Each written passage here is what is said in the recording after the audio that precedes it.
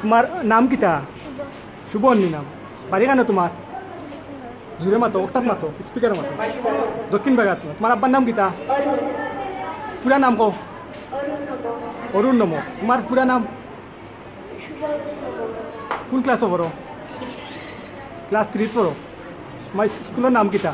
দক্ষিণ বাগা সরকারি প্রাথমিক বিদ্যালয়।